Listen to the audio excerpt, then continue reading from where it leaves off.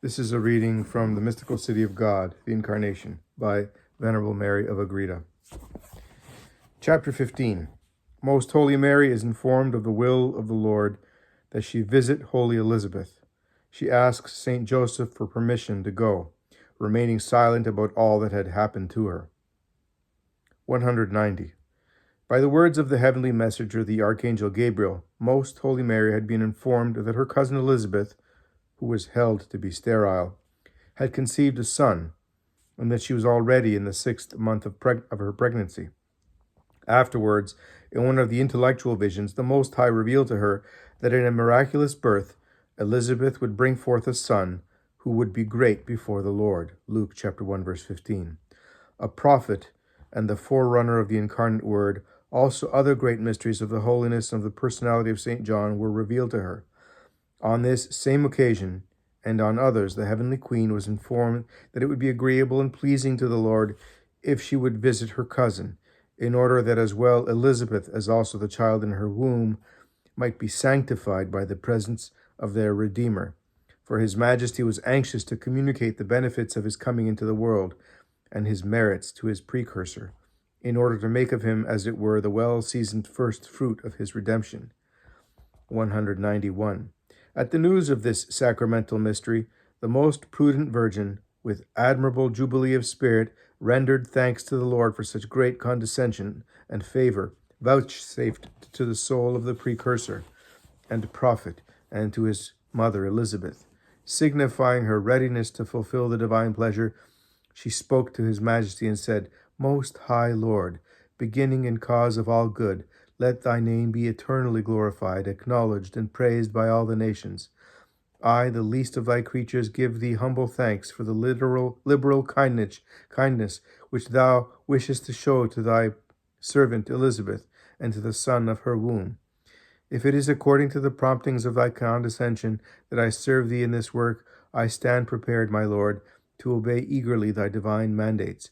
The Most High answered her, My dove and my beloved, elect among creatures, truly I say to thee that on account of thy intercession and thy love, I will, as a Father and most liberal God, take care of thy cousin Elizabeth, and of the son who is to be born of her. I will choose him as my prophet, and as the precursor of the Word, which is made man in thee. I will look upon them as belonging to thee, and intimately connected with thyself. Therefore I wish that my and thy only begotten go to see the mother, in order to free the son from the chains of the first sin, and in order that, before the common and ordinary time decreed for other men, his voice and praise may sound up to my ears. Canticle chapter 2, verse 14.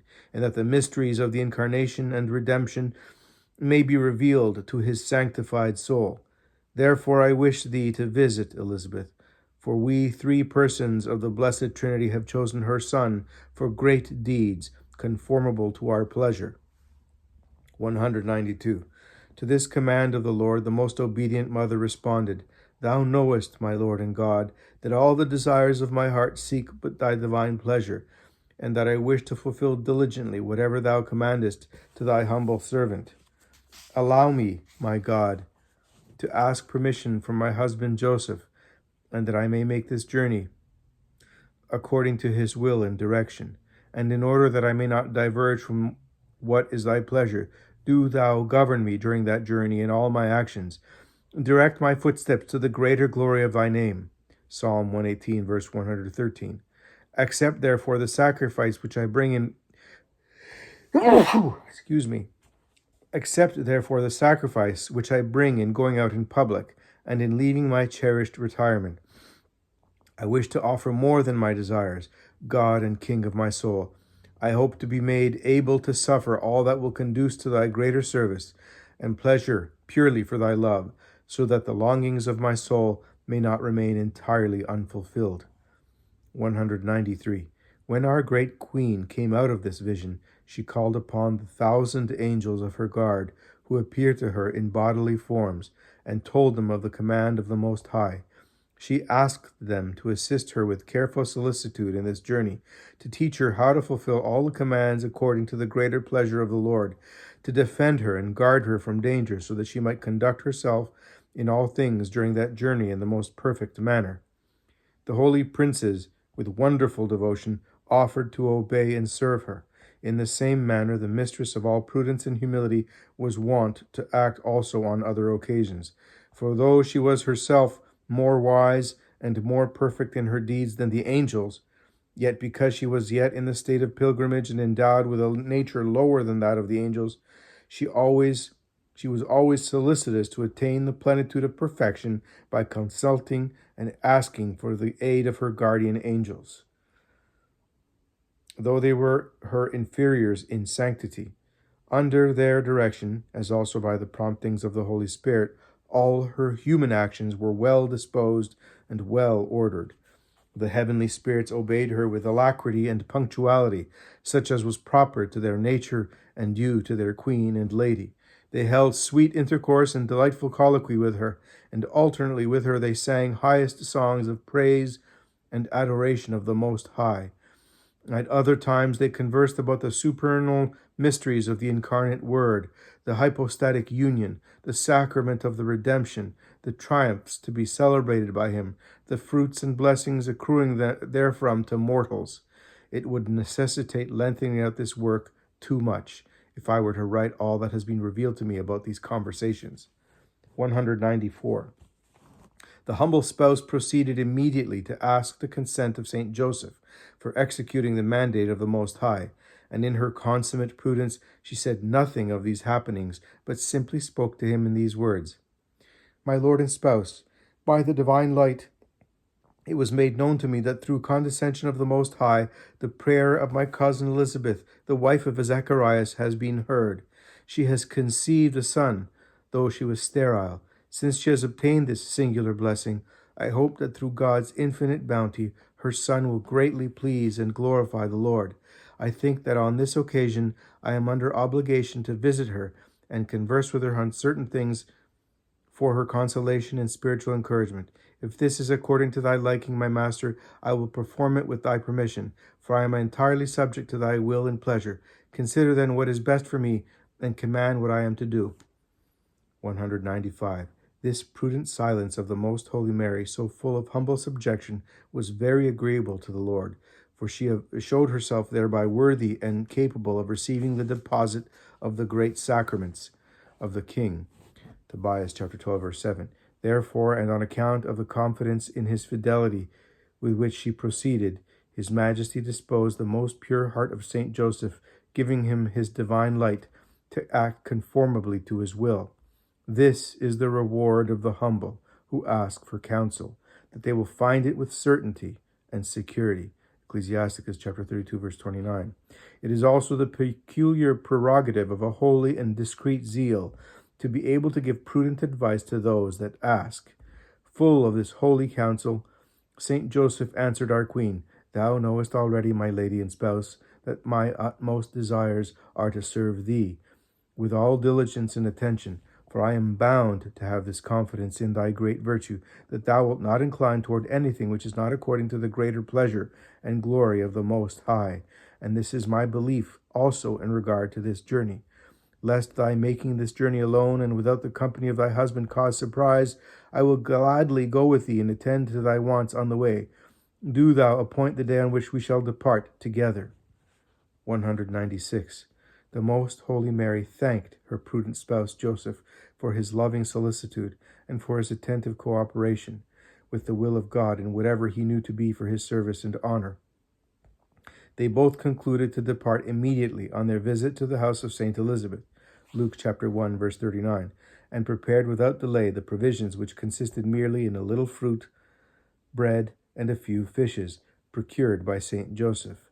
In addition to these, he bore an humble beast of burden in order to carry the provisions and his spouse, the Queen of all creation. Forthwith they departed from Nazareth for Judea.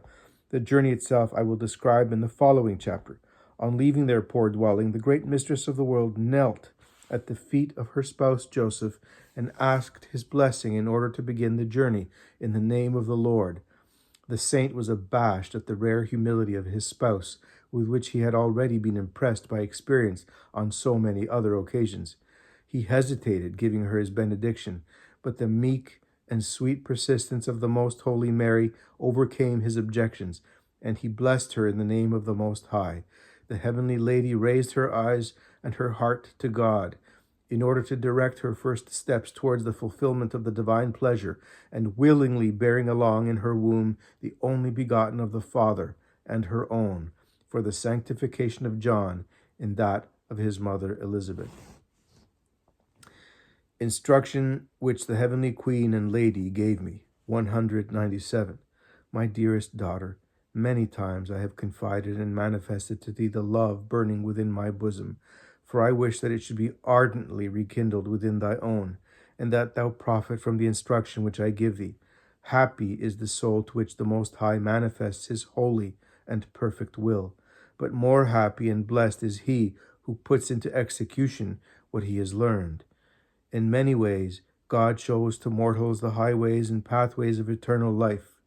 By the Gospels and the Holy Scriptures, by the sacraments and the laws of the Holy Church, by the writings and examples of the saints, and especially by the obedience due to the guidings of its ministers, of whom His Majesty said, "Whoever hears you hears me," for obeying them is the same as obeying the Lord himself. Whenever by any of these means thou hast come to the knowledge of the will of God, I desire thee to assume the wings of humility and obedience, and, as if in ethereal flight, or like the quickest sunbeam, hasten to execute it and thereby fulfill the divine pleasure. 198. Besides these means of instruction, the Most High has still others in order to direct the soul, namely, He intimates His perfect will to them in a supernatural manner and reveals to them many sacraments. This kind of instruction is of many and different degrees. Not all of them are common or ordinary to all souls, for the Lord dispenses His light in measure and weight. Wisdom chapter 11, verse 21. Sometimes He speaks to the heart and interior feelings and commands, at others in correction, advising, or instructing. Sometimes He moves the heart to ask Him. At other times He proposes clearly what He desires, in order that the soul may be moved to fulfill it. Again He manifests as in a clear mirror great mysteries, in order that they may be seen and recognized by the intellect and loved by the will. But this great and infinite good is always sweet in commanding, powerful in giving the necessary help for obedience, just in His commands, quick in disposing circumstances so that He can be obeyed, notwithstanding all the impediments which hinder the fulfillment of His most holy will. 199. In receiving this divine light, my daughter, I wish to see thee very attentive and very quick and diligent in following it up in deed. In order to hear this most delicate and spiritual voice of the Lord, it is necessary that the faculties of the soul be purged from earthly grossness, and that the creature live entirely according to the Spirit. For the animal man does not perceive the elevated things of the divinity. Be attentive then to His secrets, Isaiah chapter 24, verse 16, and forget all that is of the outside. Listen, my daughter, and incline thy ear. Free thyself from all visible things. Psalm 44, verse 11. And in order that thou mayest be diligent, cultivate love.